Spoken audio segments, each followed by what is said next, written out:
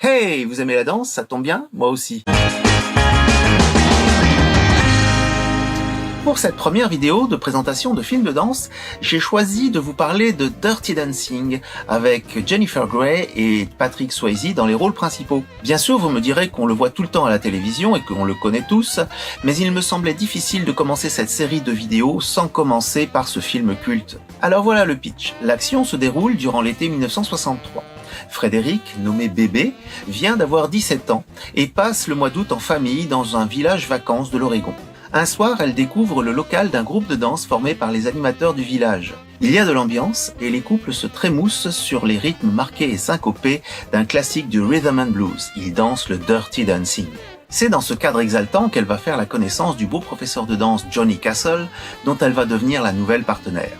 Bien sûr, on connaît de ce film la fameuse scène de danse finale avec son porté à bout de bras et la réplique « On ne laisse pas bébé dans un coin ».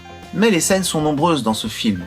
Cela inclut la fameuse scène du Dirty Dancing avec les pastèques, les répétitions entre bébé et Johnny, et puis parfois son ancienne partenaire Penny, les scènes d'animation de danse au village, ou encore les scènes d'animation les plus torrides entre les deux rôles principaux.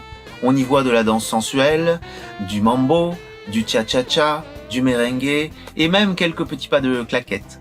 Si vous voulez avoir tous les détails et explications sur ces scènes de danse, je vous invite d'ailleurs à visionner les 2 épisodes de ma vidéo sur YouTube, justement nommée « Tu danses bébé ». Dirty Dancing est devenu rapidement un film culte et a probablement incité des centaines de personnes à apprendre à danser. Certains ont même vu et revu plusieurs fois ce film réalisé en 1987 par Emile Ardolino.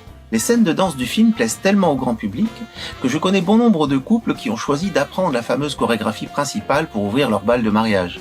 Voilà, si vous faites partie des rares personnes qui n'ont pas encore vu ce film, je vous conseille d'acheter le DVD ou tout simplement d'aller sur l'une des plateformes de streaming qui sont nombreuses à le proposer.